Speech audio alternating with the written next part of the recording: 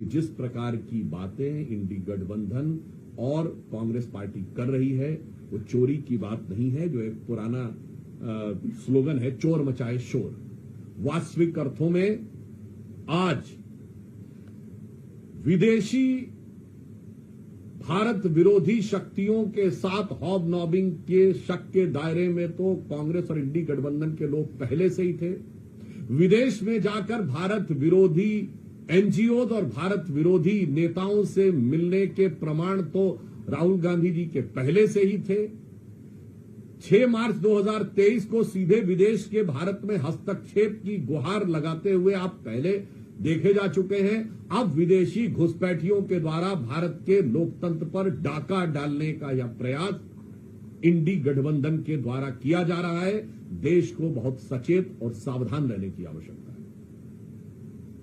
और एक बिंदु मैं और कहना चाहूंगा, राहुल गांधी जी लगातार, और कांग्रेस पार्टी और इंडी गठबंधन, क्योंकि मैं मानता हूं राहुल गांधी जी एक व्यक्ति नहीं है, ये एक विचार है और ये कुछ ऐसी शक्तियों के हाथ के हथियार हैं जो शायद राहुल गांधी खुद भी समझ पाते हैं नहीं, मुझे आइडिया नहीं। पर मैं एक बात कहना चाहता हूं, बताइए आप कितनी बार जनता की नजर में असत्य बोलते हुए या झूठ बोलते हुए पाए जाएंगे। जब बयान आया था कि भारत के, मैं अभी से शुरू करता हूं और आपको केवल कुछ उदाहरण देता हूं, देश की जनता अपने आप इस पर निर्णय ले। अभी भारत के एयरफोर्स चीफ ने कहा कि हमने 6 विमान गिराए थे। ये क्या बोले थे कि भारत के कितने विमान गिरे? आज साबित हो गया एयरफोर्स चीफ के बाद यह इस मामले में झूठे साबित हुए। पॉइंट नंबर 2, भारत के साथ अमेरिका की जो डील हुई, इन्होंने कहा था कि अमेरिकी राष्ट्रपति का बयान सही है, तो इसका मतलब वो सो कॉल्ड युद्ध विराम, जो युद्ध विराम कभी नहीं था, वो किस लिए हुआ था? क्योंकि ट्रेड डील हुई थी। अब तो साबित हो गया कि डील नहीं हुई थी यहां पे पुनः। और ये भ्रम, असत्य और झूठ की इतनी लंबी श्रृंखला है। मैं लोगों को याद दिला देना चाहता हूं कि अगर जनता को थोड़ी सी विस्मृत हो गई हो तो वो इनका कैरेक्टर देख लें। इन्होंने राफाल को लेकर झूठ बोला था, राफाल को लेकर हुए नारे को लेकर सुप्रीम कोर्ट के जजमेंट पे झूठ बोला, वो साबित हुआ। इन्होंने कहा था एलआईसी बर्बाद हो गया, एलआईसी को पिछले साल 44,000 करोड़ का फायदा हुआ है। इन्होंने कहा था स्टेट बैंक बर्बाद हो गया, याद करिए 77,000 करोड़ का फायदा है। इन्होंने कहा था एचएएल बर्बाद हो गया, एचएएल को 8,000 करोड़ का फायदा हुआ है और 81,000 करोड़ के उनके पाइपलाइन में, which is an all time high. यानी जिसके लिए आपने कहा कि ये बर्बाद हो गया है वो सब ऑल टाइम हाई है। अब उसके बाद अगर आप फिर भी ना समझना चाहें तो जिस इकोनॉमी को आप डेड इकोनॉमी कहने में हिचक नहीं रहे हैं वो आपकी मेंटल स्टेट को दर्शाता है।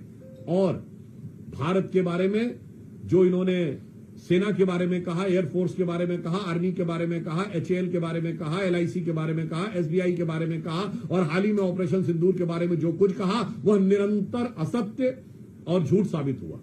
तो मैं एक पंक्ति में कहना चाहूंगा, एक दौर था जब इस देश में महात्मा गांधी ने एक किताब लिखी थी, माई एक्सपेरिमेंट विद ट्रुथ, सत्य के साथ मेरे प्रयोग। और आज हम देख रहे हैं उन्हीं के एकमेव स्वयंभू उत्तराधिकारी होने का दावा करने वाले श्री राहुल गांधी जी का असत्य का भयानक रोग।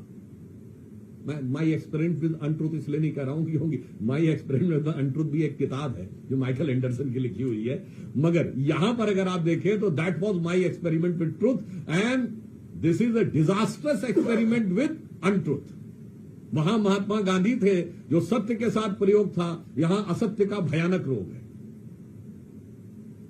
इसलिए हम कांग्रेस पार्टी और इंडी गठबंधन से कहना चाहते हैं कि संवैधानिक दृष्टि से, कानूनी दृष्टि से आपके पास जो रास्ते हैं उसको आप क्यों नहीं अप्लाई कर रहे हैं। और भारत विरोधी भ्रामक दुष्प्रचार के द्वारा अगर भारत में अस्थिरता उत्पन्न करने का प्रयास कर रहे हैं तो भारत की सजग जनता उसे कभी भी सफल नहीं होने देगी।